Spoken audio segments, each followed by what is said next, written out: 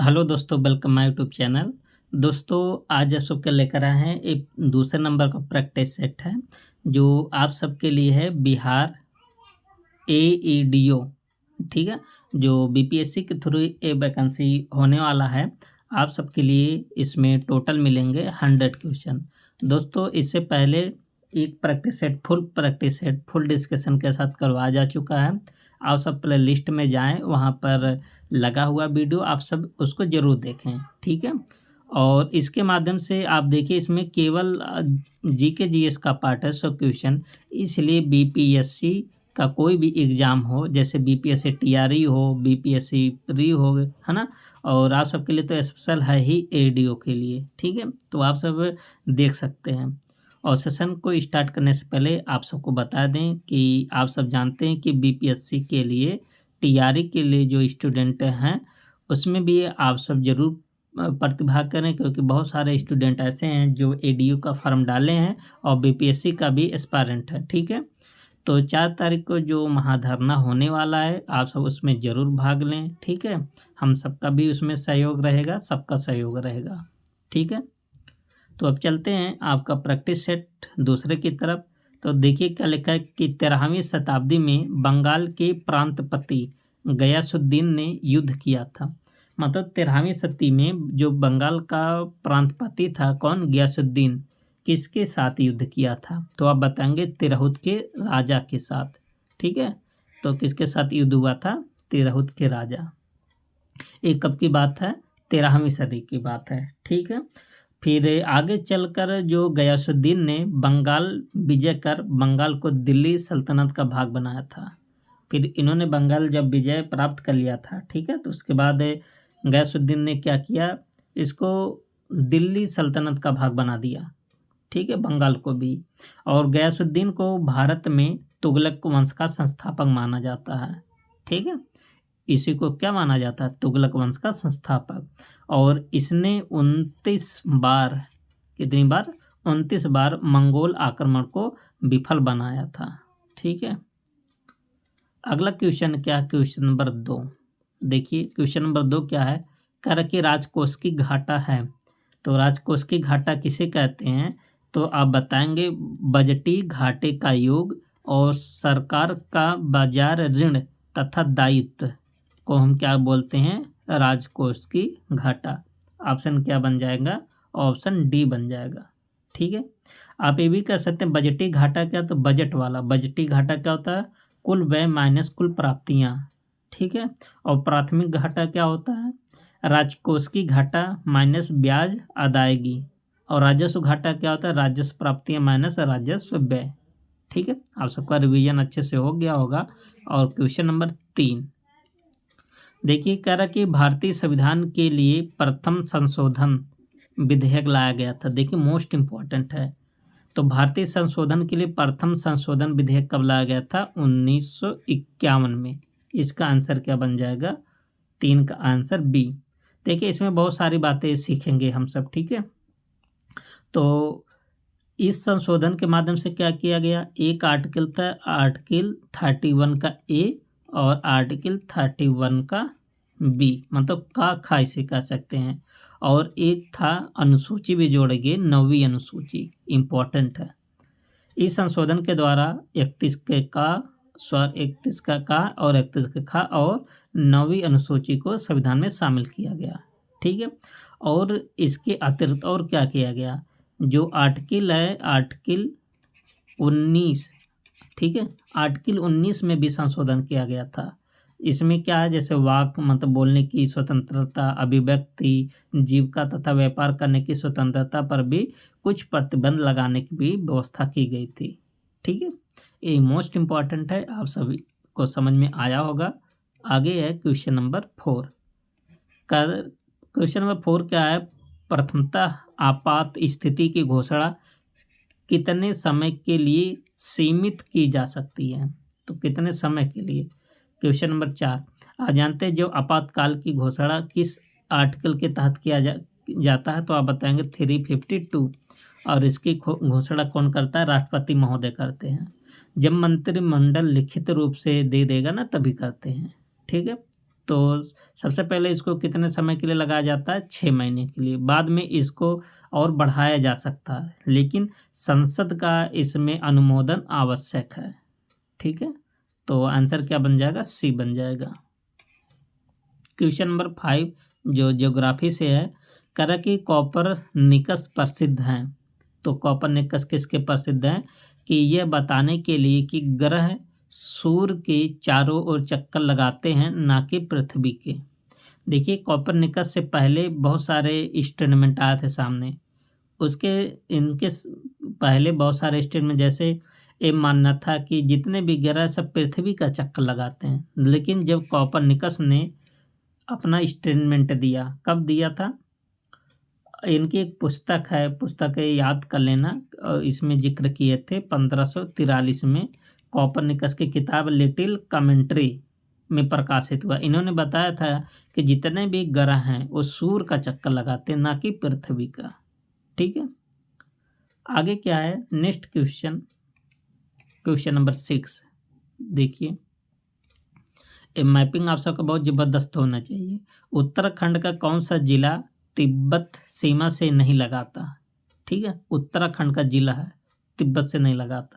तो कौन सा जिला जो तिब्बत से नहीं लगाता? अल्मोड़ा जिला। आप जानते हैं एकदम बीच में है। ठीक है, तो यहाँ इसका आंसर क्या बन जाएगा? सी ऑप्शन हो जाएगा।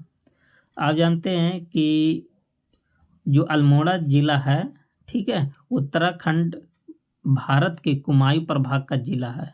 आप जानते हैं कि उत्तराखंड का ये जिला है, और इसकी अगर समुद्र तल से ऊंचाई की बात करें तो कितना? 1638 मीटर ऊंचाई पर स्थित है। ठीक है, आगे क्या है? अच्छा, एक इम्पोर्टेंट क्यों है ये आप सबसे पूछा जाता है स्टेटमेंट बार बार। और ये पहाड़ की एक घोड़े की नाल के आकार की रिज पर स्थित है। मतलब जो घोड़े की नाल होता है ना, उसी के आकार का है। तो ये क्वेश्चन पूछा जाता है आप सबसे। क्वेश्चन नंबर 7 देखिए, कह रहा कि बिरसा मुंडा का कार्य क्षेत्र कौन सा था? तो बिरसा मुंडा कहाँ कार्य करते थे? अब कहेंगे झारखंड के रांची। जो रांची था ना, बिरसा मुंडा का कार्य क्षेत्र था। ठीक है, आपको बता दें कि बिरसा मुंडा थे ना, यहाँ से क्वेश्चन कई बार पूछा है आयोग ने। मुंडा आदिवासियों का विद्रोह कब हुआ था? तो आप बताएंगे मुंडा आदिवासियों का विद्रोह 1874 से प्रारंभ हुआ था। फिर आगे क्या हुआ? आगे चढ़ के आपको बता दें कि 1895 के बाद इनका नेतृत्व कौन किए थे? बिरसा मुंडा ने किया था। शुरू तो हुआ था 1874, लेकिन बिरसा मुंडा नेतृत्व कब से करने लगे? 1895 से। और ये कब तक ले चला? 1900 तक। ठीक है, शुरू 1874, और बिरसा मुंडा ने कब इसका कार्य क्षेत्र, मतलब इसका कब अपने हाथ में इसका बागडोर लिया या नेतृत्व किया? 1895। और कब तक चला? 1900 तक। ठीक है, और इस विद्रोह में मुंडा महिलाओं की भूमिका भी महत्वपूर्ण थी। इसमें केवल पुरुष नहीं भाग लेते थे, महिलाएं भी भाग लेती थी। और बिरसा मुंडा को 3 फरवरी, याद कर लेना, 3 फरवरी 1900 ईसा को सिंह भूमि में गिरफ्तार कर रांची जेल में डाल दिया अंग्रेजों ने। ठीक है, और यहीं पर जून 1900 में हैजा से इनकी मृत्यु हो गई। ठीक है, तो बीमारी का नाम पूछता है तो कौन सा बीमारी आप बताएंगे? हैजा बीमारी। ठीक है, कब मृत्यु हुआ था? जून के महीने में। अगला क्वेश्चन क्या है? क्वेश्चन नंबर 8 कह रहा कि बिहार का डालमिया नगर किसके लिए प्रसिद्ध है? तो इसका आंसर क्या बनेगा? देखिए, बिहार का जो डालमिया नगर है ये सीमेंट के लिए प्रसिद्ध है। ठीक है, तो इसका आंसर क्या बन जाएगा? डी। ठीक है, मोस्ट इंपॉर्टेंट क्वेश्चन। अच्छा, रेशम के लिए कौन सा शहर प्रसिद्ध है बिहार में? तो आप बताएंगे भागलपुर। ठीक है, इसको रेशम सिटी भी बोलते हैं भागलपुर को। तो फिलहाल इसका आंसर क्या बनेगा? ऑप्शन डी बन जाएगा। क्वेश्चन नंबर 9, बिहार के किस वकील ने असहयोग आंदोलन के समय अपनी लाभप्रद वकालत पद छोड़ दी? कुल मिला के क्वेश्चन आप सबसे पूछा है, असहयोग आंदोलन के समय किसने अपनी वकालत छोड़ दी? तो क्वेश्चन नंबर 9 का आंसर आप बताएंगे डॉक्टर राजेंद्र प्रसाद। इन्होंने असहयोग आंदोलन के समय अपनी वकालत को छोड़ दिया था। ठीक है, और इनकी एक पुस्तक है, बार बार क्वेश्चन पूछा जाता है, इंडिया डिवाइडेड। इंडिया डिवाइडेड पुस्तक का लेखक कौन है? तो डॉक्टर राजेंद्र प्रसाद, और ये आगे चल के अपने देश के पहले राष्ट्रपति भी बने थे। ठीक है, एक क्वेश्चन कई बार क्वेश्चन पूछा गया आयोग ने। और क्वेश्चन नंबर 10 कह रहा कि बिहार राज्य का कुल भौगोलिक क्षेत्रफल क्या है? तो बिहार का एरिया बताना है। तो बिहार का एरिया कितना है? तो आप बताएंगे 94,163 वर्ग किलोमीटर। ठीक है, बिहार का एरिया है। और बिहार का जो एरिया है, क्षेत्रफल है, कुल भारत का कितना परसेंट है? तो आप बताएंगे 2.86% है। ठीक है, इसका मतलब जितना भारत का एरिया होगा उसमें से 2.86% किसका होगा? बिहार का है। ठीक है, और क्षेत्रफल के आधार पर बिहार जो है 13वां सबसे बड़ा राज्य है। किस नंबर पे आता है? 13वें नंबर पर। और जबकि जनसंख्या एरिया के हिसाब से बता रहे हैं, और जबकि जनसंख्या के हिसाब से अगर हम बात करें तो बिहार किस नंबर का है? तीसरा सबसे बड़ा राज्य है। ठीक है, सबसे बड़ा वैसे उत्तर प्रदेश है। ठीक है, और तीसरे नंबर पर कौन आता है? बिहार आता है जनसंख्या के हिसाब से, और जबकि एरिया के हिसाब से 13वें नंबर पर। तो इतनी सारी बातें आप सब याद कर लीजिए, यहाँ से क्वेश्चन कई बार बनता है। देखिए अगला क्वेश्चन क्या है, क्वेश्चन नंबर 11 कह रहा कि भौगोलिक क्षेत्र मतलब वर्ग किलोमीटर में आपको आंसर बताना है कि क्षेत्र की दृष्टि से बिहार का निम्नलिखित में से कौन सा जिला सबसे छोटा है? क्षेत्रफल के हिसाब से बताना है। तो क्षेत्रफल के हिसाब से बिहार का सबसे छोटा जिला कौन सा होगा? शिवहर हो जाएगा। तो इसका 11 वाले का आंसर क्या आप सब बता रहे हैं? ऑप्शन ए बता रहे हैं। ठीक है, अच्छा अगर इसका एरिया की हम बात करें तो बताएंगे 443 किलोमीटर स्क्वायर है। ठीक है, अच्छा जहानाबाद का एरिया कितना है? तो अब बताएंगे 1569 किलोमीटर स्क्वायर है। ठीक है, और अरवल का कितना एरिया है? तो 637 है, और शेखपुरा का कितना एरिया है? 689 किलोमीटर स्क्वायर। बट केवल सबसे छोटा सबसे बड़ा ये पूछा जाता है। ठीक है, तो शिवहर का याद कर लेना, केवल 443। अच्छा अगर यहीं पर सबसे बड़ा जिला पूछ लेता तो आप क्या बताएंगे? तो आप बताएंगे पश्चिमी चंपारण।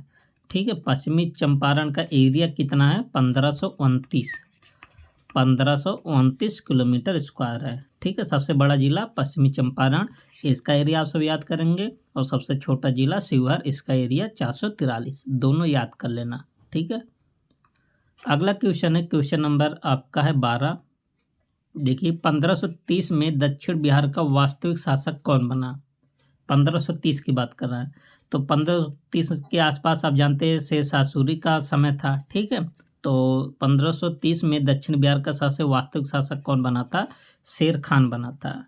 ठीक है, और आप सबको बता दें कि दक्षिण बिहार में 1530 के आसपास की बात करें, नुहानी वंश को समाप्त करके शेरशाह ने अफगान वंश की सूर साम्राज्य की स्थापना किया था।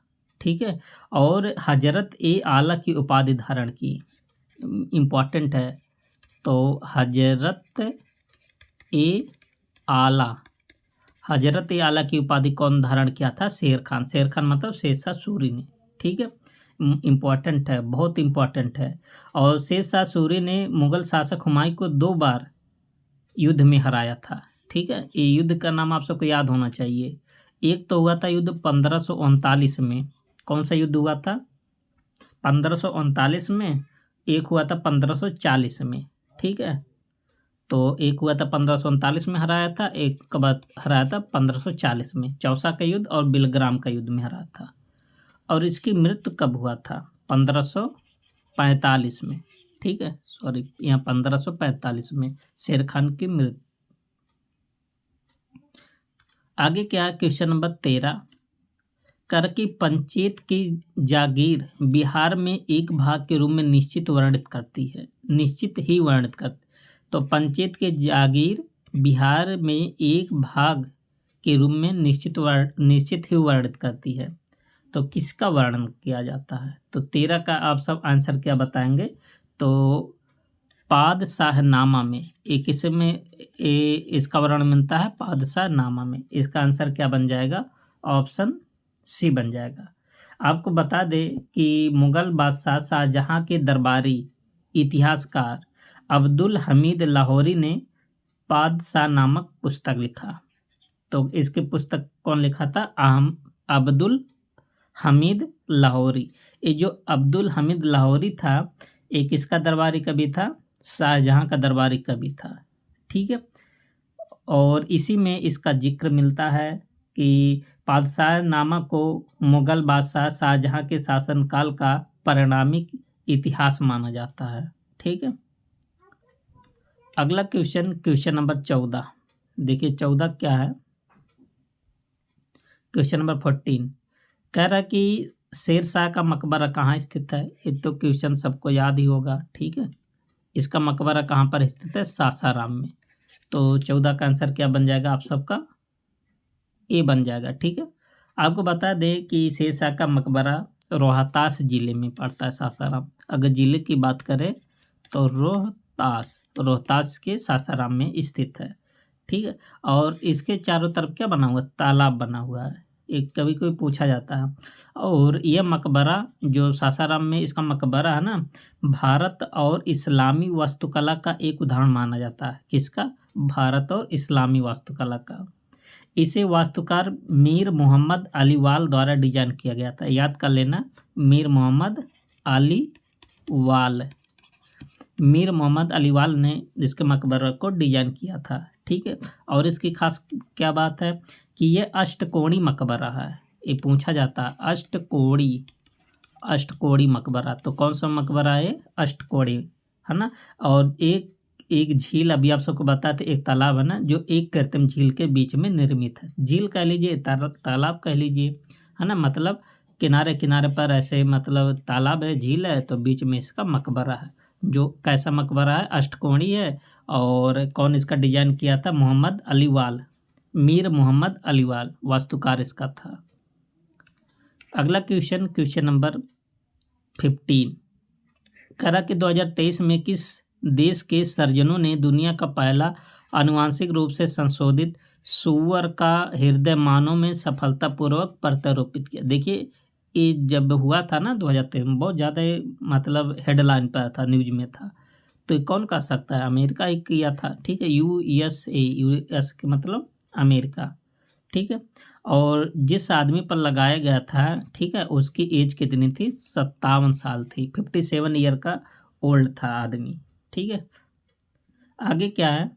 अच्छा, ये भी क्वेश्चन आप सबसे पूछा जाता है। मानव से मानव में पहला हृदय प्रत्यारोपण किसने किया? क्रिश्चियन बर्नार्ड द्वारा किया था। मानव से मानव, ठीक है, मानव से मतलब ह्यूमन से ह्यूमन के बीच सबसे पहले हृदय का प्रत्यारोपण कौन किया? प्रत्यारोपण क्रिश्चियन बर्नार्ड। ये साइंस में क्वेश्चन पूछा जाता है आप सबसे। लेकिन यहाँ पर देखिए सुअर का हृदय किस में लगाएगा? मानव में। ठीक है, किसी जानवर का। आगे क्या है? क्वेश्चन नंबर 16 करा कि क्रिप्टो करेंसी के पीछे की तकनीकों को कैसे जाना जा सकता है? तो क्रिप्टो करेंसी है ना, ये सब ऑनलाइन मुद्रा होती हैं। तो इसके पीछे की करेंसी किसके माध्यम से जाना जा सकता है? तो आप बताएंगे ब्लॉकचेन के माध्यम से। ठीक है। तो इसका आंसर क्या बन जाएगा? Option D. क्वेश्चन नंबर 17 करा कि रक्त में त्रुटिपूर्ण हीमोग्लोबिन निम्न में से किस में दिखता है? तो रक्त में जो त्रुटिपूर्ण हीमोग्लोबिन होता है ना, किस में दिखता है? तो आप बताएंगे दात्र कोशिका अर्तका में। तो 17 का आप सब आंसर क्या बताएंगे? Option A. आप जानते हैं रक्त की कमी से कौन सा रोग होता है? एनीमिया मतलब खून की कमी से होने वाला एक रोग होता है। ठीक है। और जो ब्लड का रंग लाल होता है, इसी के कारण होता है, हीमोग्लोबिन के कारण। ठीक है। क्वेश्चन नंबर 18 कह रहा कि किसी पेड़ की उम्र की गणना की जा सकती है। जैसे पेड़ है, कोई शाखा है, ठीक है, इसकी अगर हमें उम्र निकालना, इसकी एज निकालना कि कितना बड़ा है पेड़ है, तो आप सब कैसे इसका उम्र निकाल सकते हैं? तो 18 का आप बताएंगे। 18 का बी, जमीन से 1 मीटर ऊपर तने की घेरे की माप से, है ना। जमीन से कितना मीटर ऊंचाई लेंगे? 1 मीटर की, है ना? और जो तने के घेरे की माप है उसके माध्यम से आप बताएँगे कि पेड़ की एज क्या है। और आपको बता दें कि पेड़ पर वलयों की संख्या वर्ष दर वर्ष बढ़ती जाती है। जो वलय होते हैं जैसे ए रिंग होता है, ठीक है? ऐसे-ऐसे रिंग बने होते हैं। इसके माध्यम से निकाला जाता है। जैसे-जैसे पेड़ पुराना होगा वैसे-वैसे वलय क्या होगा? बढ़ती जाएगी इसकी संख्या। अगला क्वेश्चन क्या क्वेश्चन नंबर 19 देखिए पौधे का तना पौधे के सभी हिस्सों में भोजन वितरित करने में तथा में भी मदद करता है। किसमें? जो पौधे का तना आप सब जानते हैं कि पौधे के सब भाग में भोजन को मतलब पहुंचाता है, ठीक है? तो और किसमें मदद करता है? तो 19 का आपका आंसर हो जाएगा। देखिए भोजन के भंडारण में, पौधे को आकार देने में, श्वसन में, प्रकाश संश्लेषण में, ठीक है? तो यहाँ पर देखिए सब सही हो जाएगा, ठीक है? तो आप सब किस ऑप्शन पर जाएंगे? ऑप्शन ई पर। क्वेश्चन नंबर 20 कह रहा कि कीट भक्षी पौधे मिट्टी में किसकी कमी से उगते हैं? इम्पोर्टेंट है, ठीक है? तो जो कीट भक्षी पौधे होते हैं मतलब जो कीट को खाने वाले पौधे होते हैं, जब मिट्टी में किसकी कमी हो जाती है? आप बताएंगे नाइट्रोजन की। जब मिट्टी में नाइट्रोजन की कमी होती है ना तभी उगते हैं, ठीक है? और जैसे बहुत सारे एग्जाम्पल यहाँ से पूछा जाता है, जैसे पिचर प्लांट, तो पिचर प्लांट, ठीक है? तो पिचर प्लांट का सब पौधा है कीट भक्षी, मतलब एक कीट को खाने वाला पौधा है। और एक है वीनस फ्लाई ट्रैप, ये भी क्या है? एक कीट भक्षी पौधा है। कोबरा लिली, ये भी कीट भक्षी पौधा है। सनड्यूस, ऐसे लिखा जाएगा सनड्यूस भी कैसा पौधा है?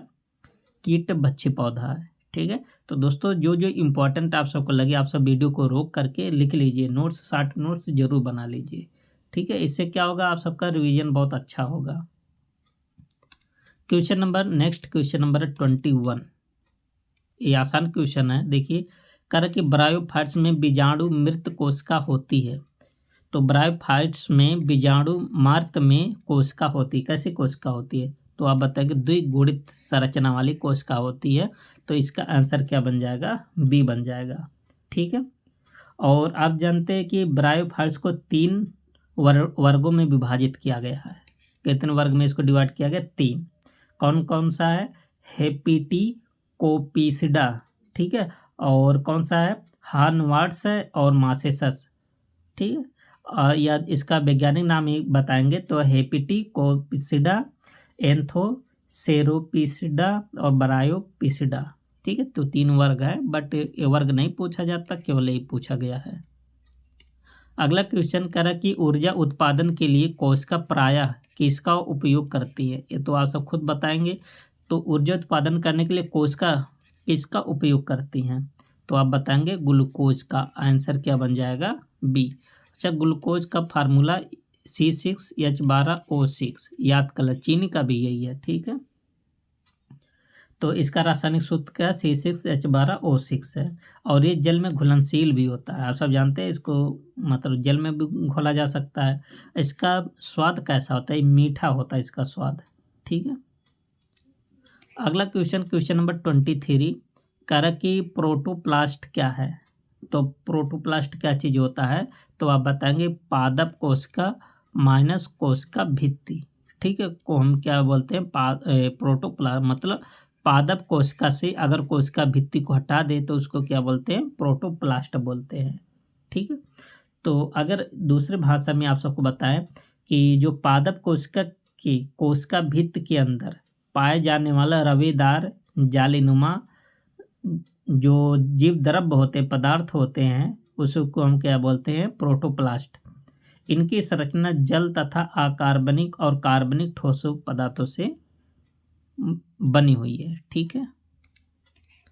क्वेश्चन नंबर 24 कह रहा कि निम्न में से किसका क्वथनांक सबसे अधिक होता है? सबसे क्वथनांक जल है, H2S है, H2SC है, H2TE है। तो किसका क्वथनांक सबसे ज़्यादा होता है? आप जानते हैं जल का होता है। आंसर क्या बन जाएगा? ए। आप जानते हैं जो जल होता है वैसे कितने डिग्री सेल्सियस पर उबलता है, 100 डिग्री सेल्सियस पर उबलता है। ठीक है। और आप जानते हैं कि वायु दाब के बढ़ने पर द्रव के क्वथनांक हेतु अधिक उच्च ताप की जरूरत पड़ती है। ठीक है।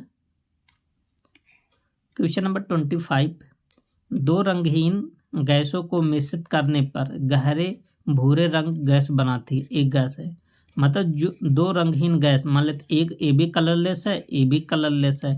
ठीक है, दोनों को मिला देंगे फिर एक भूरा रंग का गैस बन जाएगा। लेकिन किसको किसको आप मिलाएंगे तब ऐसा आप सबको दिखाई देगा, ये आप सबको प्राप्त होगा। तब ये नाइट्रोजन ऑक्साइड और ऑक्सीजन को जो आप मिलाते हैं ना, तो एक किस प्रकार का गैस बनाता है, भूरे रंग का गैस बनाता है। ठीक है। तो ये नाइट्रिक ऑक्साइड है और ऑक्सीजन है। ठीक है, नाइट्रिक ऑक्साइड और ऑक्सीजन। अगला क्वेश्चन, क्वेश्चन नंबर 26, कर कि नीलम, नीलम मतलब रूबी का रासायनिक सूत्र, ये हीरा का प्रारूप होता है। ठीक है, लेकिन रूबी या कह सकते हैं नीलम जो हीरा है, डायमंड है, इसका रासायनिक सूत्र पूछ लिया है। तो इसका रासायनिक सूत्र क्या होता है, Al2O3 होता है। ठीक है, तो इसका आंसर क्या हो जाएगा, ए। एक प्रकार का रत्न है, रत्न। ठीक है, एक प्रकार का क्या चीज होता है, रत्न होता है। आगे क्या है, देखिए इसके बारे में अगर हम बात करें तो ये प्राकृतिक रूप में भी मिलता है और कृत्रिम रूप से भी बनाया जाता है, दोनों तरीके से। देखिए प्राकृतिक में भी मिलता है और इसको कृत्रिम रूप से भी बनाया जाता है। ठीक है। आगे क्या है, क्वेश्चन नंबर 27, देखिए कह रहा है कि निम्नलिखित में से किसे हंसने वाली गैस कहा जाता है। ये तो क्वेश्चन आप सब बहुत पहले भी पढ़े हैं। तो नाइट्रस ऑक्साइड, नाइट्रस ऑक्साइड को क्या बोलते हैं, हंसने वाली गैस। इसका अगर फार्मूला की बात करें N2O, अच्छा NO मतलब नाइट्रिक ऑक्साइड, N2O मतलब नाइट्रस ऑक्साइड, दोनों में अंतर है। ठीक है, इसको क्या बोलते हैं, हंसने वाली गैस। अगला क्वेश्चन, क्वेश्चन नंबर 28, इमली में कौन सा अम्ल पाया जाता है या है। तो इमली में आप जानते हैं टार्टेरिक अम्ल पाया जाता है। ठीक है, तो आंसर क्या बन जाएगा, ऑप्शन बी। जैसे सिरका, अगर हम बात कर रहे हैं सिरका का, ठीक है, तो सिरका में कौन सा अम्ल पाया जाता है, एस्टिक अम्ल। सेब में कौन सा अम्ल पाया जाता है, मैलिक अम्ल, मैलिक अम्ल सेब में पाया जाता है। ठीक है, और दूध में क्या पाया जाता है, तो आप बताएंगे लैक्टिक अम्ल। ठीक है, लैक्टिक एसिड। और नींबू में कौन सा अम्ल पाया जाता है, तो सिट्रिक अम्ल। ये सब याद होना चाहिए। और अंगूर में कौन सा अम्ल पाया जाता है, तो आप बताएंगे टार्टेरिक। जो इमली में पाया जाता है,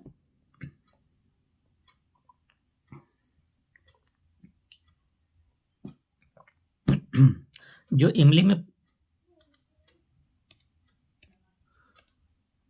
देखिए तो टार्टेरिक अम्ल कहाँ पाया जाता है, और अंगूर में। और अच्छा टमाटर में भी कौन सा अम्ल पाया जाता है, तो आप बताएंगे ऑक्जेलिक अम्ल। ठीक है, तो इतनी सारी बातें आप सब याद कर लीजिए, लिख लीजिए नोट्स। क्वेश्चन नंबर 29 का है 29, देखिए लोहे के बुरादे में तनु हाइड्रोक्लोरिक अम्ल डालने से क्या होता है, HCl इसको बोलते हैं। ठीक है, जब आप लोहे के बुरादे में HCl अम्ल डालते हैं वो भी तनु, तो क्या होगा, तो 29 का आंसर क्या बन जाएगा, ऑप्शन ए, हाइड्रोजन गैस निकलेगा और आयरन क्लोराइड का उत्पादन होगा। ठीक है, तो आंसर क्या बन जाएगा, ऑप्शन ए बन जाएगा। ठीक है, आगे क्या है, नेक्स्ट क्वेश्चन, क्वेश्चन नंबर 30, देखिए निम्नलिखित में से किसका pH 7 से अधिक होता है। ठीक है, कि तो एक तरफ लिखा है रक्त प्लाज्मा, गैस्ट्रिक जूस, सिरका। सिरका तो अम्ल होता है, देखिए pH वैल्यू 7, देखिए pH एक होता है 7 से कम, एक होता है 7 से ज़्यादा या 7 पर। ठीक है, तो जो न्यूट्रल होता है उसका pH वैल्यू 7 होता है। ठीक है, और जिसका pH वैल्यू 7 से कम होता है वो एसिड होता है, और जिसका pH वैल्यू 7 से जिसका वैल्यू 7 से कम होता है वो एसिड, और जिसका वैल्यू 7 से ज़्यादा होता है वो क्या होता है, बेस होता है, क्षार होता है। आप सबको पता होनी चाहिए। ठीक है, तो देखिए जो रक्त प्लाज्मा जो मान हम सबका खून होता है उसका pH वैल्यू 7 से अधिक होता है। ठीक है, तो इस प्रकार से इसका आंसर क्या बन जाएगा, ऑप्शन बी बन जाएगा, रक्त प्लाज्मा। ठीक है, आप सबको ये भी याद होना चाहिए 7 से कम अम्ल और 7 से ज़्यादा क्षार होता है।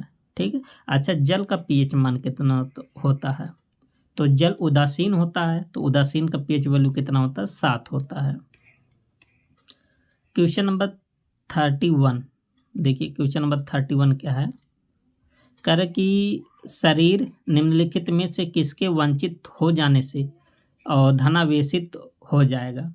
तो कह रहा कि शरीर की बात कर रहा है, निम्नलिखित में से किसके वंचित होने पर धनावेश मतलब धन आवेश हो जाएगा। तो ये आप सब तो लॉजिकल क्वेश्चन है, ठीक है, आप सभी तो कर ही लेंगे। तो इलेक्ट्रॉन, ठीक है, इलेक्ट्रॉन आप जानते हैं जब कोई चीज़ मान लेते हैं यहाँ से इलेक्ट्रॉन एक जाता है तो यहाँ पर पॉजिटिव चीज़ आता है, ठीक, और जहाँ पर जाता है वहाँ पर क्या आता है? नेगेटिव चीज़ आता है, तो इलेक्ट्रॉन होता है। क्वेश्चन नंबर 32 क्या है? देखिए, कह रहा कि किस तापमान पर सेल्सियस और फ़ारेनहाइट पैमाना दोनों मेल खाते हैं? दोनों मेल खाते हैं इसका मतलब दोनों बराबर होते हैं। तो आप सबको पहले भी प्रैक्टिस सेट में इसको बताए थे, ठीक है। तो -40 डिग्री सेल्सियस पर फ़ारेनहाइट और सेल्सियस पैमाना दोनों क्या होते हैं? बराबर होते हैं, ठीक है। अगला क्वेश्चन क्या है? क्वेश्चन नंबर 33 देखिए, ये भी इम्पोर्टेंट क्वेश्चन है 33। कह रहा कि इंद्रधनुष में हमेशा निम्नलिखित में से किस दिशा स्थिति में बनता है? तो इंद्रधनुष आप सब देखते होंगे, बारिश जब होता है तो उसके बाद लगभग दिखाई देता है, ठीक है। तो हमेशा किस डायरेक्शन में दिखाई देता है? तो आप बताएंगे सूर्य के विपरीत दिशा में इंद्रधनुष हमेशा दिखाई देता है। जैसे मान लेते हैं सूर्य इधर पश्चिम की तरफ निकला है, इधर बारिश हुआ तो इधर आपको रेनबो दिखाई देगा, ठीक है, इसके अपोजिट, ठीक है। आपको बता दें ये कैसे बनता है। जैसे जब बारिश होता है ना तो जो छोटे छोटे बूंदें होती हैं ये मतलब लटकी रहती हैं वायुमंडल में, तो इसी से प्रकाश जब गुजरता है तो इसका वर्ण विक्षेपण हो जाता है, ठीक है। आगे क्या है? Question number 34। ENT specialist doctor द्वारा निम्न में से किस तरह का दर्पण प्रयोग किया जाता है? ठीक है। ENT स्पेशलिस्ट कौन से डॉक्टर होते हैं? जो जैसे नाक हो गया, कान हो गया, गला हो गया, है ना, इन सब के जो डॉक्टर होते हैं उसको बोलते हैं ENT, ठीक है। तो किस दर्पण का प्रयोग करते हैं? अवतल दर्पण। ये क्या करता है? छोटी चीज़ों को बड़ा करके दिखाता है। जैसे मान लेते कान में देखना है तो छोटी चीज़ है तो बड़ा करके दिखा देगा, ठीक है। Question number 35। ध्वनि के मापन की इकाई को क्या कहा जाता है? यहाँ लिखा ध्वनि, तो ध्वनि के मापन की इकाई को डेसिबल बोलते हैं। देखिए डेसिबल यहाँ तो है ही नहीं कहीं पर, डेसिबल, ठीक है। तो इनमें से कौन सा ऑप्शन हो जाएगा? ए, इनमें से कोई नहीं, ठीक, कोई ऑप्शन में नहीं है, ठीक है। और एम्पियर क्या नापता? विद्युत धारा, ठीक है। और वोल्ट से क्या नापा जाता है? तो आप बताएंगे शक्ति से वाट नापा जाता है ना, वाट किसका इकाई है? शक्ति का। आगे क्या है? और विभवांतर वोल्ट। आगे क्या? Question number 36। निम्नलिखित में से आपेक्षिक घनत्व के लिए सही मानक इकाई चुनिए।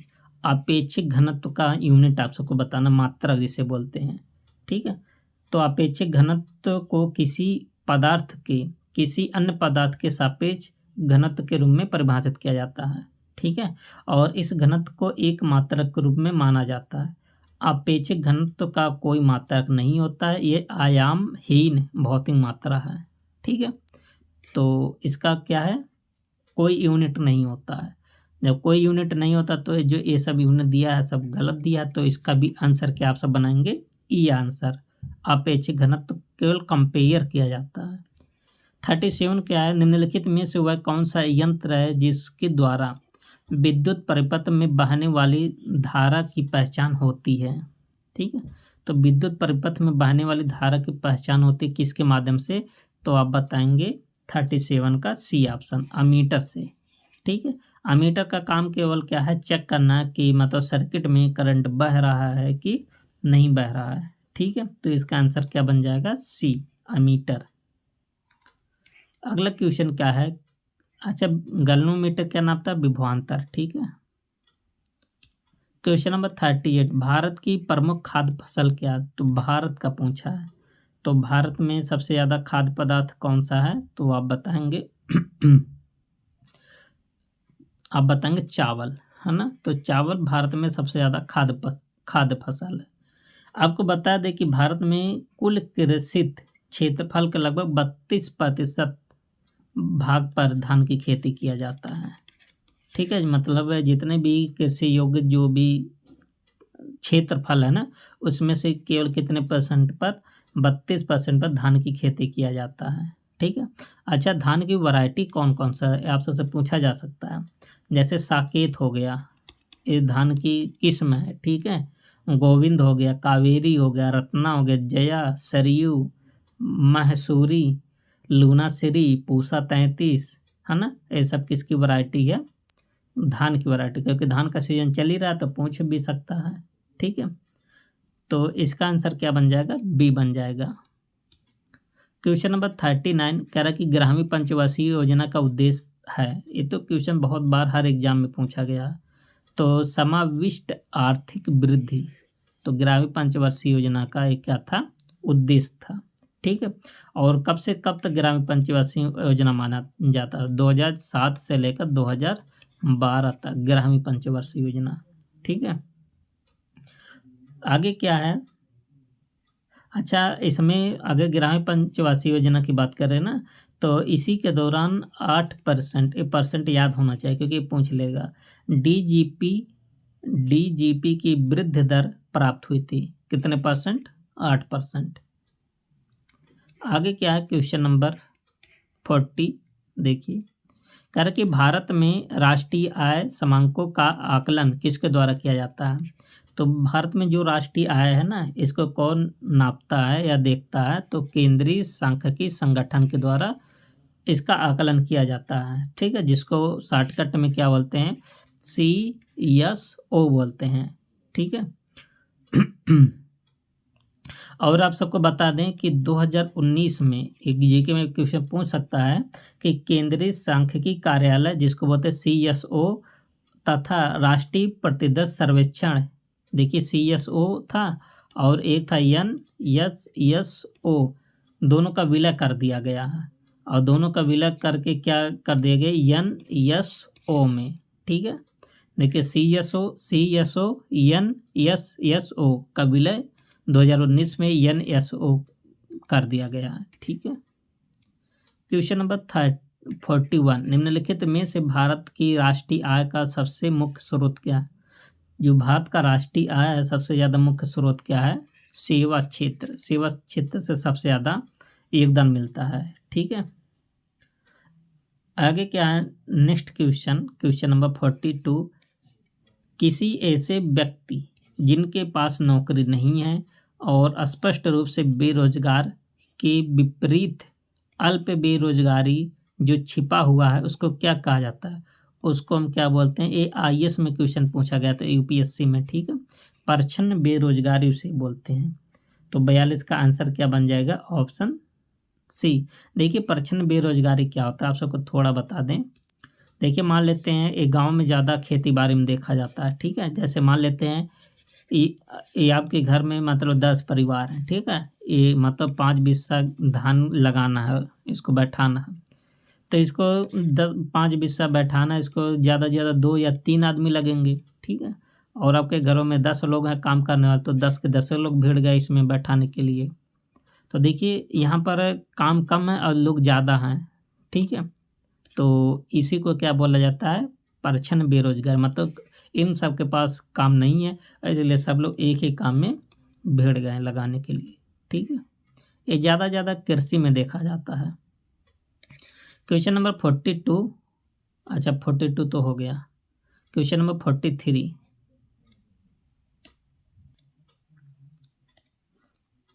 देखिए क्वेश्चन नंबर 43 क्या है, कह रहा कि NSSO के 68वें दौर के आधार पर गरीबी अनुमानों के बारे में कौन सा कथन सत्य नहीं है।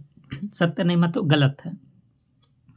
कह रहा कि ग्रामीण क्षेत्रों के लिए गरीबी रेखा को 27.20 प्रति व्यक्ति प्रतिदिन परिभाषित किया गया। इतना रुपया, 27.20 रुपया प्रति व्यक्ति प्रतिदिन के लिए परिभाषित किया गया। बिल्कुल बात सही है। तो पहला तो सही है।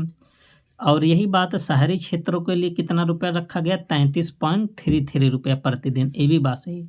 तो दोनों डाटा याद होना चाहिए, शहरी के लिए 33.33 और 27.20 ग्रामीण के लिए। अगला ऑप्शन क्या है, ऑप्शन नंबर सी। देखिए सी ऑप्शन क्या है, कर कि भारत की 21.9% जनसंख्या गरीबी रेखा से नीचे जीवन यापन कर रही है। ये भी बात सही है। तो कुल कितना प्रतिशत जनसंख्या है, तो 21.9%। लगभग इसको अगर हम कह दें तो 22% जनसंख्या गरीबी रेखा से नीचे जीवन यापन करती है। डी ऑप्शन क्या है कि भारत की 33.35% जनसंख्या गरीबी रेखा से जीवन यापन कर रही थी। देखिए तो सी वाला सही है, डी वाला गलत है। 33 नहीं होगा बल्कि कितना होगा, 21.9%। ठीक है, गलत आपको बताना था तो गलत आप सबका डी होगा। क्वेश्चन नंबर 44, भारतीय अर्थव्यवस्था के आंकड़ों की देख रेख संबंधी सेंटर के अनुसार बिहार की अक्टूबर 2020 में बेरोजगारी दर क्या थी। अक्टूबर 2020 की बात कर रहा है, ठीक है। तो अक्टूबर 2020 में बिहार में बेरोजगारी की दर कितना थी, 9.8% थी। आंसर याद कर लीजिएगा, ऑप्शन क्या बन जाएगा, बी बन जाएगा। ठीक है, और अगर हम बात करें सेंटर का मतलब centre for monitoring Indian economics के अनुसार अक्टूबर 2020 में जो बिहार की बेरोजगारी दर थी 9.8% थी। लेकिन अब अगर हम बात करें दिसंबर 2022 में, ठीक है, बढ़कर कितना हो गया, देखिए 9.8% से बढ़कर 19.1% हो गया। मतलब अब बिहार में बेरोजगारी दर क्या हो गया है, बढ़ गया है। ठीक है, क्वेश्चन नंबर 45, किन राज्यों ने धारा 348 क्लास 2 का प्रयोग से उच्च न्यायालयों में हिंदी भाषा के प्रयोग को मान्यता दे दी। मतलब किस राज्य ने, राज्य की बात कर रहा है कि जो उच्च न्यायालय हैं, जो हाईकोर्ट में हिंदी भाषा का प्रयोग आप वहाँ कर सकते हैं। तो एक किसने किया, उत्तर प्रदेश ने किया, मध्य प्रदेश ने भी किया और बिहार ने भी किया और राजस्थान। देखिए बिहार इसमें भी शामिल है, इसलिए क्वेश्चन मोस्ट इम्पॉर्टेंट है। तो चारों राज्यों का नाम याद कर लीजिए। मतलब यहाँ का अब जो हाई कोर्ट है उसमें आप हिंदी भाषा का प्रयोग कर सकते हैं। ठीक है, और किस आर्टिकल के हिसाब से हुआ है, 348 के हिसाब से। ठीक है, आगे क्या है, अच्छा अगर इसमें हम बात करें इस आर्टिकल की 348 क्लास 2 में, इसमें क्या उपबंध है कि किसी राज्य का राज्यपाल, ठीक है, राष्ट्रपति के पूर्व सहमति से उच्च न्यायालय की कार्रवाइयों में हिंदी भाषा या अन्य भाषा का प्राधिकृत कर सकेगा। तो ये कौन करता है, राज्यपाल करता है। किसकी सहमति से करता है, राष्ट्रपति की सहमति से। किस आर्टिकल के अनुसार करता है, 348 क्लास 2। क्वेश्चन नंबर 48, कर कि उच्च न्यायालय के कार्यक्षेत्र में बदलाव किसके द्वारा किया जा सकता है। तो उच्च न्यायालय के कार्यक्षेत्र में बदलाव कौन कर सकता है, तो आप बताएंगे केवल संसद। इस संसद के पास पावर है कि उच्च न्यायालय के कार्यक्षेत्र में बदलाव कर सकता है। ठीक है, आप सबको बता दें कि संविधान के भाग 6, अगर हम भाग की बात करें पार्ट, तो भाग 6 अगर अनुच्छेद की बात करें, अनुच्छेद 214 से लेकर 223 214, मतलब 214 से लेकर 223 नहीं 232 में उच्च न्यायालय की स्थापना से संबंधित प्रावधान किया गया है। ठीक है, और ये इम्पोर्टेंट धारा है, अनुच्छेद 231 में क्या प्रावधान है, इसके तहत संसद विधि द्वारा 2 या 2 से अधिक राज्यों अथवा 2 या 2 से अधिक राज्य और संघ शासित क्षेत्र के लिए एक ही उच्च न्यायालय की स्थापना कर सकती है। ये 231 सबको याद होना चाहिए।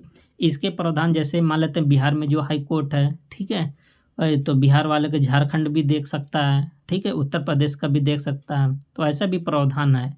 जैसे कोलकाता का जो हाई कोर्ट है, बहुत सारे केंद्र शासित प्रदेश उसमें भी शामिल हैं। ठीक है, तो एक से अधिक राज्य एक केंद्र शासित प्रदेश को मतलब उसके अधीन किसके अनुसार लाया गया है, 231 के अधीन। क्वेश्चन नंबर 47, एक उच्च न्यायालय का न्यायाधीश अपना त्यागपत्र संबोधित करता है, मतलब उच्च न्यायालय का न्यायाधीश जो होता है ना, अपना त्यागपत्र किसको देता है या संबोधित करके देता है, तो आप बताएंगे राष्ट्रपति को देता है। आंसर क्या बन जाएगा, ऑप्शन ए बन जाएगा। ठीक है, तो उच्च न्यायालय का न्यायाधीश शपथ लेने के बाद, ठीक है, तो कब तक ले अपने अपने कार्य क्षेत्र में बना रहेगा, 62 वर्ष की आयु तक अपने पद पर बना रहता है। ठीक है, और जबकि सुप्रीम कोर्ट की बात करें तो वहाँ पर कितना लिखा गया है, आप सब कमेंट बॉक्स में ज़रूर बताएं। ठीक है, एक आर्टिकल है आर्टिकल 217 क्लास 1 का। ठीक है, इसके अनुसार वह राष्ट्रपति को संबोधित करके अपना हस्ताक्षर युक्त पत्र द्वारा अपने पद से त्यागपत्र दे सकता है। तो आर्टिकल की बात करें 217 क्लास 1 का। ठीक है, आगे क्या है, नेक्स्ट क्वेश्चन नंबर 48। देखिए, कह रहा कि लोकसभा का सदस्य चुने जाने के लिए एक व्यक्ति को किस आयु से कम का नहीं होना चाहिए। तो लोकसभा का सदस्य या लोकसभा का चुनाव लड़ने के लिए आपकी एज कितनी वर्ष होनी चाहिए, 25 वर्ष होनी चाहिए। और अगर आप सबको प्रधानी का चुनाव लड़ना है तो कितना एज होना चाहिए, 21 वर्ष होना चाहिए। ठीक है, और राज्यसभा का सदस्य बनने के लिए कितना एज होना चाहिए, 30 वर्ष। और वोट डालने के लिए आपका एज कितना होना चाहिए, 18 वर्ष होना चाहिए। ठीक है, तो फिलहाल इसका आंसर क्या बन जाएगा, सी। Question number 49। ठीक है, क्वेश्चन नंबर 49 क्या है, कर कि भारत का महान्यायवादी जिसके द्वारा नियुक्त किया जाता है। तो भारत का न्यायवादी का नियुक्त कौन करते हैं, भारत के राष्ट्रपति महोदय करते हैं। ठीक है, तो इसका आंसर क्या बन जाएगा, ऑप्शन बी बन जाएगा। एक अनुच्छेद है आर्टिकल 76 क्लॉज 1। ठीक है, इसमें क्या कहा गया है,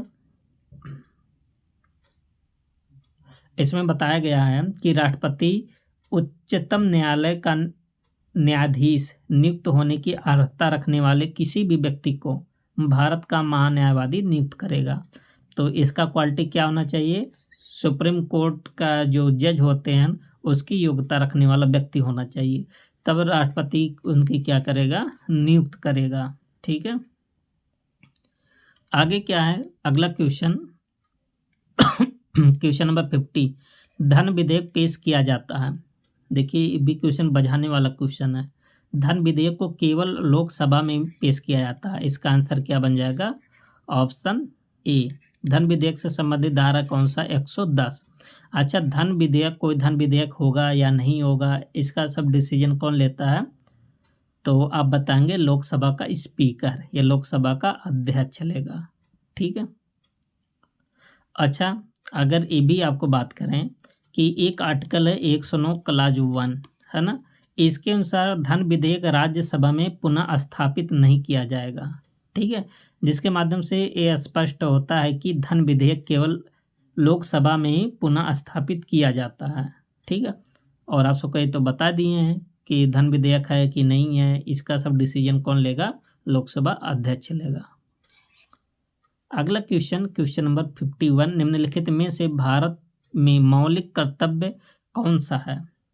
तो कौन कौन सा मौलिक कर्तव्य है, इसके बारे में यहाँ देखिए, सब कुछ टॉपिक ऐसे होते हैं ना जो बहुत ज़्यादा क्वेश्चन पूछे जाते हैं। न्यायपालिका का कार्यपालिका से पृथककरण आर्टिकल 50 में लिखा है। ठीक है, धारा 50 में, ये तो नहीं है। ठीक है, हमारी मिली जुली संस्कृति की समृद्ध विरासत को संरक्षित करना और महत्व देना, ये क्या चीज़ हमारा मौलिक कर्तव्य है। ठीक है, तो इसका आंसर क्या बन जाएगा, ऑप्शन बी बन जाएगा। ठीक है, आपको बता दें जो मौलिक कर्तव्य है ना, ये किसके सिफारिश पर जोड़ा गया था, सरदार स्वर्ण सिंह समिति की सिफारिश पर 42वां संविधान संशोधन करके 1976 में जोड़ा गया। और किस धारा में जोड़ा गया, तो धारा 51 के ए में। ठीक है, तो कौन सिफारिश किए थे, डॉक्टर स्वर्ण सिंह समिति की सिफारिश पर। ठीक है, और जब 1976 में जोड़ा गया तो उसमें कुल कितने मौलिक कर्तव्य शामिल था, 10 मौलिक कर्तव्य को शामिल किया गया था। फिर 86वां संविधान संशोधन होता है कब, 2002 में। इसके द्वारा इसके द्वारा 11वां मौलिक कर्तव्य जोड़ा जाता है। 10 पहले था, एक और जोड़ दिया गया जो कि शिक्षा का अधिकार से संबंधित है, इसको जोड़ दिया गया। अब वर्तमान समय में कुल कितना मौलिक अधिकार हैं? कुल 11। नेक्स्ट क्वेश्चन नंबर है 52। देखिए 52 क्या है कि भारत में निम्नलिखित में से किसके अंतर्गत पंचायती राज प्रणाली व्यवस्था की गई है? तो पंचायती राज व्यवस्था किसके अंतर्गत आता है? तो आप बताएंगे डीपीएसपी के तहत, राज्य के नीति निर्देशक सिद्धांत के अंतर्गत आता है। ठीक है, इंपॉर्टेंट क्वेश्चन है। और अगर धारा की बात करें पंचायत की, पंचायतों के बारे में बात कहाँ पर किया गया? धारा 40 में। ठीक है, इसके अनुसार राज्य जो करेगा ग्राम पंचायत के गठन के लिए कदम उठाएगा। ठीक है, और इनको स्वायत्त शासन की इकाई के रूप में गठित करने की शक्तियाँ भी प्रदान करेगा। ये सब बात किस धारा में बोला गया? 40 में। तो धारा 40 ग्राम पंचायतों से संबंधित है। अच्छा, ग्राम पंचायत तो 3 स्तर, ग्राम पंचायत, उसके बाद क्षेत्र पंचायत, उसके बाद जिला पंचायत, 3 स्तर होते हैं ना। इसकी सिफारिश कौन किया था? बलवंत राय मेहता साहब। आगे क्या है? क्वेश्चन नंबर 53, भारतीय संविधान में किस अनुच्छेद के अंतर्गत नागरिकों को मौलिक अधिकार प्राप्त किए गए हैं? तो मौलिक अधिकार कहाँ से कहाँ तक मिला है? तो आप बताएंगे 12 से 35। तो 53 का आंसर क्या बन जाएगा? बी। ठीक है, तो मौलिक अधिकार के बारे में जान लेते हैं कि संविधान के भाग 3, अगर हम भाग की बात करें तो भाग, आप बताएंगे भाग 3 में 12 से 35 तक किसके बारे में प्रावधान किया गया है? मौलिक अधिकार के बारे में। ठीक है, तो बहुत सारे मौलिक अधिकार हैं। तो कुल कितना मौलिक अधिकार हैं? 6। और 6 के 6 आप सब याद कर लीजिए, पूछा जाता है। ठीक है, और इसमें से आगे चल के जैसे पहले, ये वर्तमान समय की बात कर रहे हैं, पहले इसमें 7 मौलिक अधिकार था। ठीक है, लेकिन जो संपत्ति का अधिकार था उसको 44वां संविधान संशोधन करके 1978 में निकाल दिया गया। ठीक है, तो अब इसको वैधानिक अधिकार बना दिया गया, संपत्ति का अधिकार को 300 के का में डाल के। और वर्तमान समय में कुल कितना मौलिक अधिकार बचा है? 6 मौलिक अधिकार बचा है। ठीक है, आगे क्या है? क्वेश्चन नंबर 54 कह रहे कि निम्नलिखित में से कौन सा सही सुमेलित नहीं है? तो अनुच्छेद 156 का संबंध किससे है? तो कह रहा कि राज्यपाल की पदावधि से संबंधित है। बिल्कुल बात से देखिए, राज्यपाल से पदावधि कौन सा संबंधित है? 156। अनुच्छेद 153 में क्या है? राज्यपाल का कार्यकाल, ये भी बात सही है। अनुच्छेद 154 में राज्यपाल की कार्यकारी प्राधिकार, ये भी बात सही है। अनुच्छेद 155 में राज्यपाल का हटाना, ये गलत है।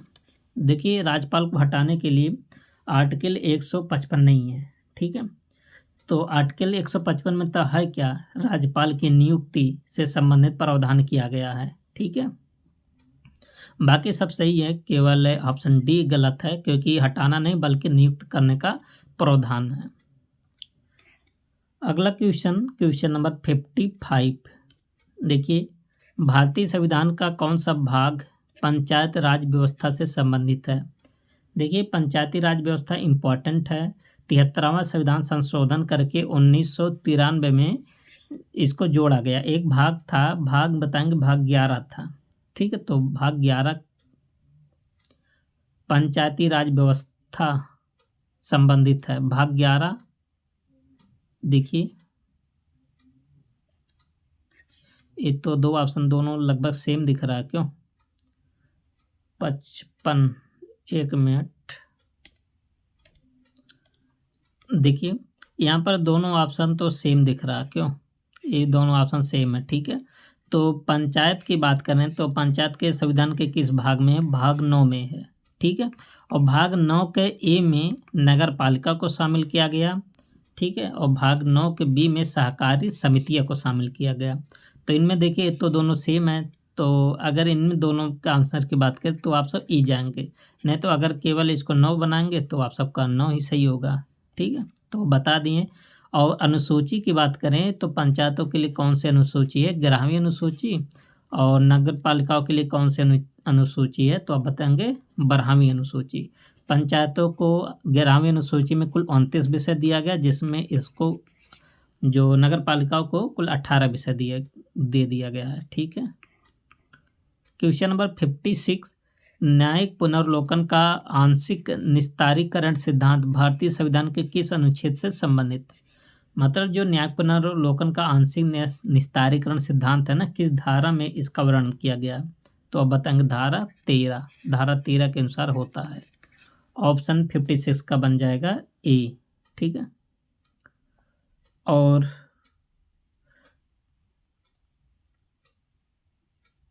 नेक्स्ट क्वेश्चन क्या है? क्वेश्चन नंबर 57 कह रहा है कि निम्नलिखित में से ग्रीन हाउस गैस कौन सी है? तो ग्रीन हाउस गैसों के कारण क्या होता है, जो ग्लोबल वार्मिंग की घटनाएं देखी जाती है ना, सबसे ज़्यादा यही सब जिम्मेदार है।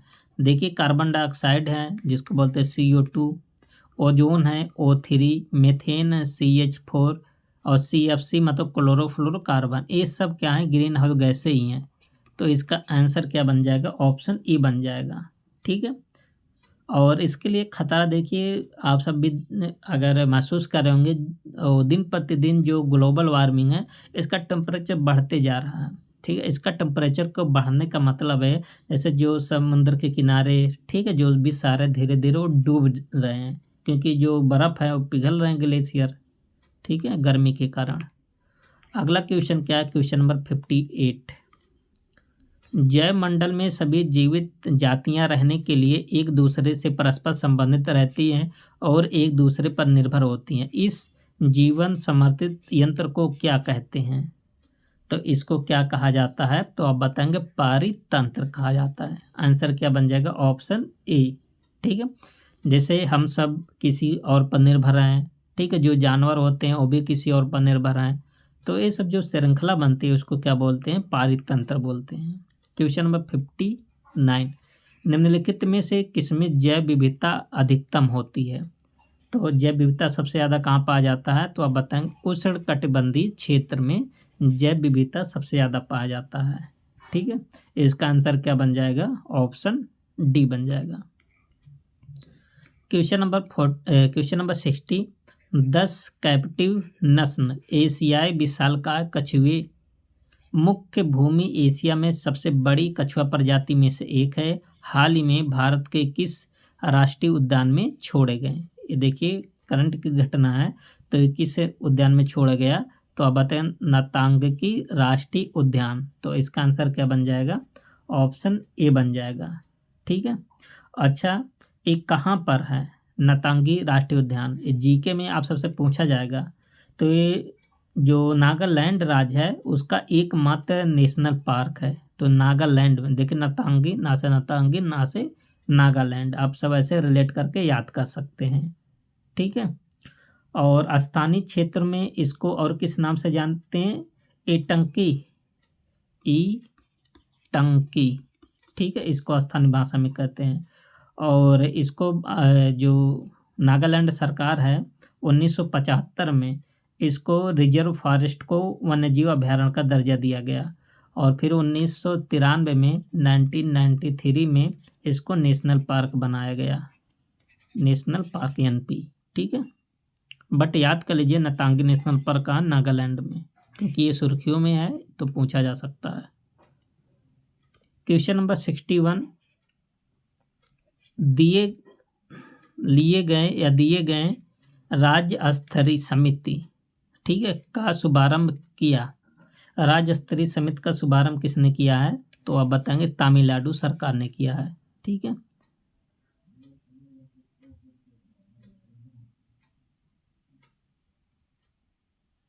तो ये किसके लिए शुरू किया गया था? आपको बता दें कि तमिलनाडु सरकार ने भारत में गिद्धों के संरक्षण के लिए राष्ट्रीय कार्रवाई के द्वारा प्रस्तावित गिद्ध संरक्षण के लिए राज्य स्तरीय समिति का शुभारंभ किया गया। तो गिद्धों से संबंधित है। ठीक है। आगे क्या? क्वेश्चन नंबर 62, केरल की शांति घाटी जिसको साइलेंट वैली बोलते हैं संरक्षित है क्योंकि? इसको क्यों संरक्षित किया गया? क्योंकि इसमें पौधे और जानवरों की बहुत ही दुर्लभ प्रजातियां पाई जाती हैं। तो इसका आंसर क्या बन जाएगा?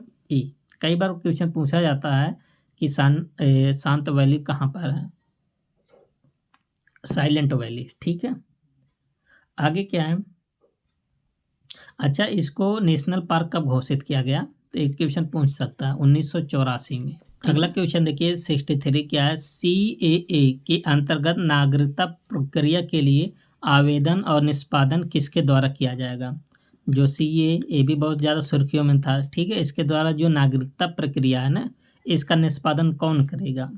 तो 63 का बताएंगे आप, जनगणना विभाग द्वारा किया जाएगा। इसका आंसर क्या बन जाएगा? Option A. आगे क्या है? क्वेश्चन नंबर 64 देखिए, भारत के किस उत्तर पूर्वी राज्य में जनजाति जनसंख्या की अधिकतम संकेंद्रण है? मतलब किस राज्य में जनसंख्या, जो जनजाति जनसंख्या ना सबसे ज़्यादा संकेंद्रण है? तो कौन सा राज्य है? तो आप बताएंगे मिजोरम। ये भी सुर्खियों में था। ठीक है, मिजोरम। तो ऑप्शन क्या बन जाएगा यहाँ पर? बी। आपको बता दें कि 2011 की जनगणना के अनुसार पूर्वोत्तर राज्यों में जो जनजाति जनसंख्या अधिकतम किस में था? मिजोरम में। और कितना था? 94.4%। ठीक है, 2011 की जनगणना के बाद है। तो इसके बाद नागालैंड का नंबर आता है कितना? 89.15%। नागालैंड दूसरे नंबर पे। तीसरे नंबर पर मेघालय है कितना? 85.94%। ठीक है, अगला क्वेश्चन क्या? क्वेश्चन नंबर 65, निम्नलिखित में से किस राज्य में नगरीकरण सर्वाधिक है? तो सबसे ज़्यादा नगरीकरण वाला राज्य कौन सा है? ठीक है, तो आप बताएंगे महाराष्ट्र, गोवा है। गोवा सबसे छोटा है। ठीक है, गोवा है। ठीक है, इसका लगभग 62.17% जनसंख्या क्या है? नगरीकरण है। ठीक है, और गोवा जो है क्षेत्रफल के हिसाब से, मतलब एरिया के मामले में सबसे छोटा राज्य भी है। ठीक है, और सबसे छोटी समुद्री तट वाला राज्य भी है। कौन? गोवा। सबसे छोटा राज्य, सबसे छोटा समुद्री तट। विश्व की छत किसे कहा जाता है? आप जानते हैं पामीर को, पठार को क्या बोला जाता है? विश्व की छत। और पामीर का पठार लगभग 5000, कितना? लगभग 5000 मीटर ऊंचा है। ठीक है, आगे क्या है? नेक्स्ट क्वेश्चन, क्वेश्चन नंबर 67 देखिए, दक्षिण अमेरिका में मध्य अक्षांशीय घास के मैदान को क्या नाम है या किस नाम से जाना जाता है? तो आप बताएंगे पम्पास। इसका आंसर क्या बन जाएगा? Option B. ठीक है, और वेल्स कहाँ पर है? ये अफ्रीका में जो घास के मैदान होते हैं, घास के मैदान को क्या नाम दिया जाता है? पम्पास, वेल्स है। ठीक है, और डाउन्स कहाँ पर है? ऑस्ट्रेलिया के शीतोष्ण घास के मैदान है। और प्रेरी कहाँ है? ये भी अमेरिका में ही है। ठीक है, स्टेपिज कहाँ है? आप सब कमेंट बॉक्स में इसको जरूर बताएं। ठीक है, तो स्टेपिज कहाँ है? यूरोप में है। अगला क्वेश्चन, ब्राजील के पठार के पास के मैदान को क्या कहते हैं? मतलब ब्राजील का जो पठार है ना, उसके पास के मैदान को क्या बोलते हैं ब्राजील में? तो उसको क्या बोलते हैं? कंपोज। आंसर क्या बन जाएगा? ऑप्शन बी बन जाएगा। ठीक है, ये सब क्वेश्चन कई बार पूछे गए हैं। ठीक है, अगला क्वेश्चन, महासागरीय पर्पटी के मुख्य खनिज घटक क्या है? तो महासागरीय जो पर्पटी है मुख्य खनिज घटक कौन सा है? तो आप बताएंगे सिलिका और मैग्नीशियम।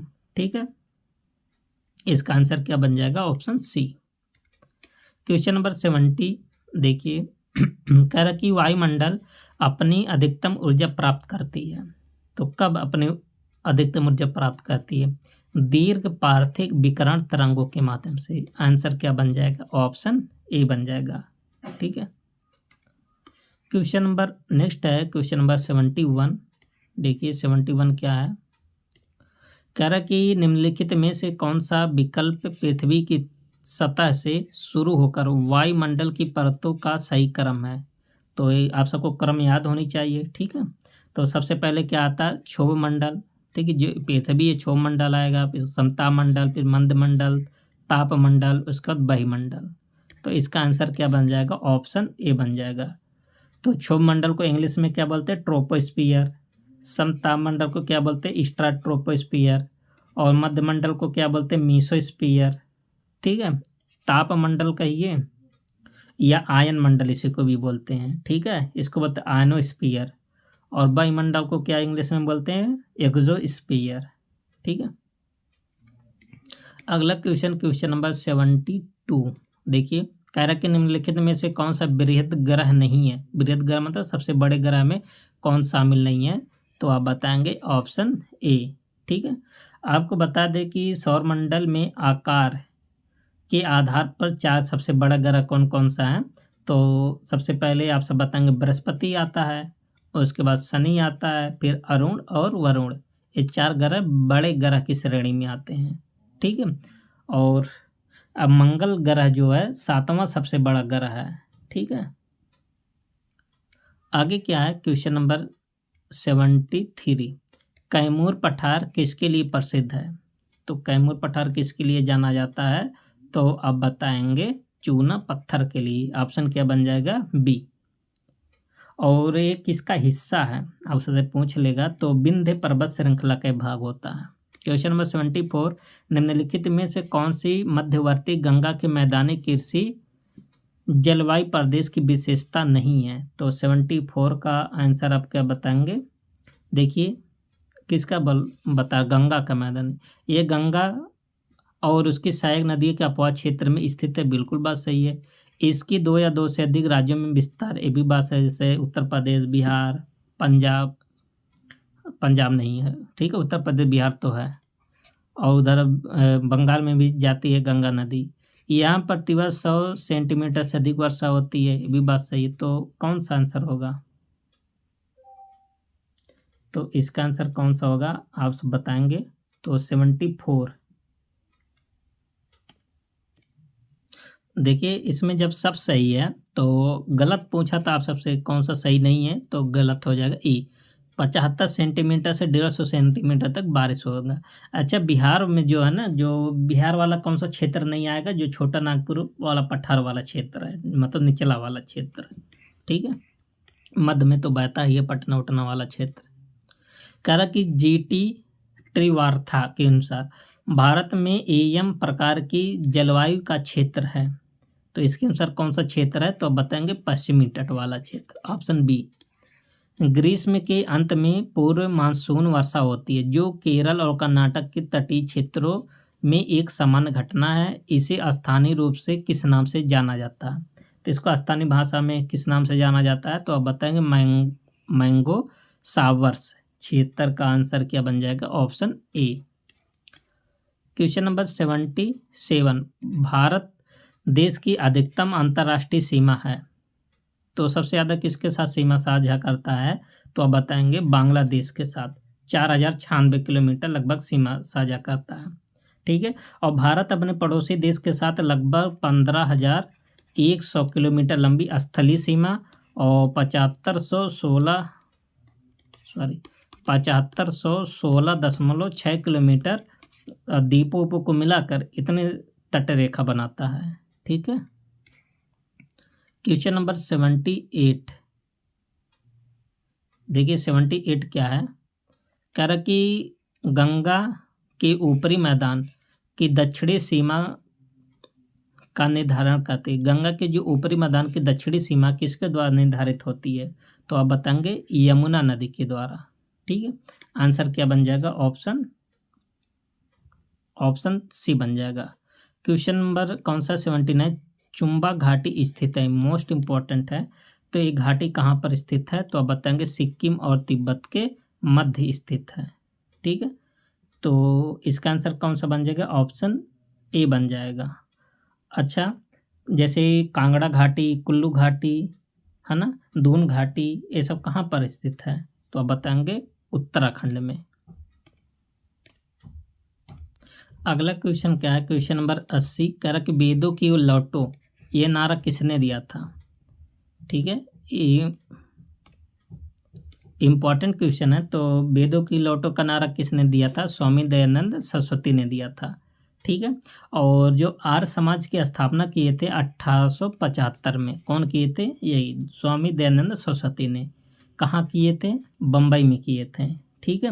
और इन्होंने वेदों के लौटों का नारा दिया था। एक कठोर सुधारवादी एक प्रकार के थे, ठीक है। और सबसे बड़ी बात है, इन्हीं को क्या बोला जाता है, भारत का मार्टिन लूथर किंग। एक क्वेश्चन पूछा गया है। अगला क्वेश्चन कह रहा कि इनमें से किस महिला समाज सुधारक को पंडित कहा गया था। इंपॉर्टेंट है, कौन सी महिला सुधारक थी जिसको पंडित कहा गया था, तो आप बताएंगे रमाबाई को। रमाबाई एक प्रकार की महिला समाज सुधारक थी जिनको पंडित के नाम से भी जाना जाता है, ठीक है। और इनका जन्म कब हुआ था, 1858 में, 1958 में इनका जन्म हुआ था। और एक क्वेश्चन कई बार आपसे से पूछा जाता है कि आर्य महिला सभा की स्थापना कब की थी, 1882 में। कौन की थी, रमाबाई ने। क्वेश्चन नंबर 82, मराठा और केसरी समाचार पत्र किसने प्रारंभ किया। तो ये भी क्वेश्चन कई बार पूछा गया कि मराठा और केसरी नामक जो पुस्तक है बाल गंगाधर तिलक से संबंधित है, ठीक है। जो केसरी इनका समाचार पत्र था, पुस्तक नहीं पत्र था, 21 भाषा में था, मराठी। और मराठा वाला किस भाषा में था, अंग्रेजी भाषा में, ठीक है। और इनका भी एक मोस्ट इम्पॉर्टेंट स्टेटमेंट है, क्या बोले थे कि स्वराज मेरा जन्मसिद्ध अधिकार है और इसे मैं लेकर रहूँगा। क्वेश्चन नंबर 83, वंदे मातरम किस पुस्तक से लिया गया है। तो वंदे मातरम जो है आनंद मठ से लिया गया है। तो इसका आंसर क्या बन जाएगा, ऑप्शन ए। और वंदे मातरम गीत के रचनाकार बंकिम चंद्र चट्टोपाध्याय थे, ठीक है। यह गीत उनके उपन्यास आनंद मठ से लिया गया है। 84, सत्यार्थ प्रकाश किससे संबंधित है। तो यहाँ देखिए समाज से संबंधित है, इनडायरेक्ट रूप से आपसे क्वेश्चन पूछा गया है, तो आर्य समाज से संबंधित, अभी आप सबको ऊपर बताए थे। और सत्यार्थ प्रकाश पुस्तक की रचना कौन किए थे, स्वामी दयानंद सरस्वती ने। कब लिखे थे, 1875 में, 1875 में, ठीक है। आगे क्या, क्वेश्चन नंबर 85, किस महीने में पीर अली ने घटना में अंग्रेजों के खिलाफ विद्रोह की शुरुआत किया था। तो 85 का आंसर क्या बन जाएगा, सी, जुलाई 1857 में, ठीक है। इसका आंसर क्या बन जाएगा, ऑप्शन सी। आप सबको बता दें कि 3 जुलाई 1857 को पटना सिटी में अंग्रेजों के विरुद्ध संघर्ष प्रारंभ हो गया था, ठीक है। और इसका नेतृत्व जो गुरहट्टा मोहल्ला के एक पुस्तक विक्रेता थे, कौन, पीर अली द्वारा किया गया। पटना के कमिश्नर टेलर विद्रोह के दमन का कठोरतापूर्वक दमन कर दिया। उसके बाद पीर अली को अंग्रेजों के अधिकारियों ने इनको बंदी बना लिया गया और कमिश्नर टेलर के आदेश पर इसे फांसी की सजा दी गई थी, ठीक है। और पीर अली के अदम्य उत्साह और धैर्य की प्रशंसा टेलर ने अपनी पुस्तक आवर क्रेसिस में किया। मतलब जो अंग्रेज इनको मरवाया था उन्होंने इसकी प्रशंसा भी किया। आवर क्रेसिस इसकी पुस्तक है, याद कर लेना। 86, बिहार में 21 अप्रैल 1858 को ब्रिगेडियर डगलस के अधीन ब्रिटिश सैन्य दल के विरुद्ध किसने बहादुरी के साथ युद्ध किया था। तो आप बताएंगे कुंवर सिंह ने किया था। ऑप्शन क्या बन जाएगा, बी, ठीक है। 87, 1857 की क्रांति के दौरान पटना डिवीजन का कमिश्नर कौन था। जब मतलब 1857 की क्रांति हो रहा था तो पटना का डिवीजन का कमिश्नर कौन बना था। तो आप बताएंगे विलियम टेलर ने बना था, ठीक है। तो इसका आंसर क्या बन जाएगा, ऑप्शन ए बन जाएगा। क्वेश्चन नंबर 88 कह रहा है कि मुगल प्रशासन में मुहतसिब संबंधित था। तो ये किससे संबंधित था, 88 का आंसर हो जाएगा लोक आचरण अधिकारी। ये किस प्रकार का अधिकारी था, लोक आचरण अधिकारी। दस्ताना ए अमीर हमजा का चित्रांकन किसके द्वारा किया गया। तो 89 का इसका भी आंसर होगा मीर सैयद अली के द्वारा किया गया था, ठीक है। क्वेश्चन नंबर 90 देखिए, कह रहा कि निम्नलिखित में से किस मुगल बादशाह ने अंग्रेजों को उनके व्यापार में मदद करने के लिए एक महत्वपूर्ण फरमान दिया था। तो 90 का आप सब 90 का कौन सा आप सब आंसर बता रहे हैं, तो इसका आंसर हो जाएगा फारुखसियर। ठीक है, आंसर क्या बन जाएगा? Option B. Question number 91। 91 क्या है देखिए, क्वेश्चन नंबर 91 इंपॉर्टेंट क्वेश्चन। कह रहा कि सल्तनत काल के सिक्के टंका और ससगनी और जीतल किन धातुओं के बने थे? ये सब जो सल्तनत काल के जो सिक्के थे ना, किसके बनाए जाते थे? चांदी के बनाए जाते थे और तांबा के। ठीक है, ऑप्शन ए बन जाएगा। क्वेश्चन नंबर 92 क्या है देखिए, कह रहा कि अपने सद्गुणों के बावजूद रजिया सफल नहीं होती, क्यों? अच्छा, जो रजिया बेगम थी वो सफल नहीं होती, क्यों नहीं सफल हुआ था? क्योंकि उच्च वर्ग को स्त्री शासन नापसंद था, इसीलिए। ऑप्शन क्या बन जाएगा? D option. क्वेश्चन नंबर 93, वह प्रथम मुस्लिम शासक कौन था जिसने शासन के सिद्धांत को राजाओं के ईश्वरीय अधिकार सिद्धांत के समान प्रतिपादित किया? तो एक ही सुल्तान हो सकता है, वो कौन होगा? जो बहुत ज़्यादा बलशाली होगा, मतलब बलवान होगा। ठीक है, तो आप ऐसे ट्रिक से याद भी कर सकते हैं। 94 प्रथम तराइन युद्ध में पृथ्वीराज चौहान ने किसको पराजित किया? तो पृथ्वीराज चौहान ने किसको पराजित किया था? मोहम्मद गौरी को। तराइन का प्रथम युद्ध कब हुआ था? 1191 में हुआ था। और तराइन का दूसरा युद्ध कब हुआ था? 1192 में हुआ था। ठीक है, अगला क्वेश्चन कह रहा कि प्राचीनतम वेद कौन सा है? तो सबसे ज़्यादा पुराना वेद कौन सा है? ऋग्वेद है। ठीक है, इसका आंसर क्या बन जाएगा? बी। और ऋग्वेद में कुल कितने मंडल हैं? 10 मंडल हैं और 1028 सूक्तियाँ इसमें शामिल हैं। ठीक है, और जो ऋग्वेद का तीसरा जो मंडल है ना, सूर्य देवता को समर्पित है। ठीक है, सूर्य देवता, और इसी में गायत्री मंत्र का भी जिक्र मिलता है, ये कई बार क्वेश्चन पूछा जाता है। और ऋग्वेद का जो 9वां मंडल है सोम को संबंधित है। ठीक है, और इसके 2 ब्राह्मण ग्रंथ है, पूछा जाता है कौन कौन सा? ऐतरेय और कौशिकी। और जो ऋग्वेद को जो गाता है या उच्चारण करता है उसको होर्त बोलते हैं, होर्त या होता। इसको क्या बोलते हैं? होर्त, जो इसका उच्चारण करता है। क्वेश्चन नंबर 96, ऋग्वेद में यज्ञ हेतु कितने प्रकार के पुरोहितों का वर्णन मिलता है? तो कुल 7 प्रकार के पुरोहित का वर्णन मिलता है। कौन कौन से पुरोहित? जैसे अधरायु हो गया, होर्ता हो गया, ब्रह्मा हो गया, अग्निध हो गया, पोता, नेंटा और प्रशंसता। ठीक है, तो केवल आप होर्त के पुरोहित की याद कर लीजिए, 7 होते हैं। वेद कितने प्रकार के हैं? तो आप जानते हैं वेद कौन कौन से? 4। ठीक है, ऋग्वेद जो सबसे पुराना है, यजुर्वेद, सामवेद, अथर्ववेद। ठीक है, आप सबको इसके बारे में बता भी चुके हैं। क्वेश्चन नंबर 98 देखिए, निम्न में से किस हड़प्पन नगर में जुते हुए खेतों के निशान मिलते हैं? तो जुते हुए खेतों के निशान कहाँ से प्राप्त हुए हैं? कालीबंगा से। आंसर क्या बन जाएगा? ए। और ये कहाँ पर है? राजस्थान के हनुमानगढ़ जिले में घग्गर नदी के बाएं तट पर स्थित है। ठीक है, और यहाँ पर खुदाई कब से शुरू हुआ था? 1952 में, 1952 में। किसके नेतृत्व में हुआ था? अमलानंद घोष के निर्देशन में।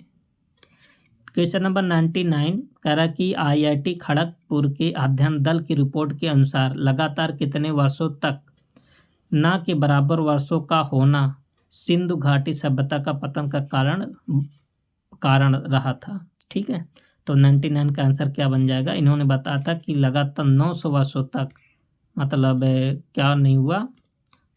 बारिश नहीं हुआ। ठीक है, और लास्ट क्वेश्चन, सिंधु घाटी सभ्यता की सबसे महत्वपूर्ण विशेषता क्या थी? तो पक्की ईंट से बनी इमारत सबसे बड़ी व्यवस्था थी। ठीक है दोस्तों, आप सबको 100 क्वेश्चन का सीरीज कैसा लगा? आप सब अपने राय को कमेंट बॉक्स में ज़रूर बता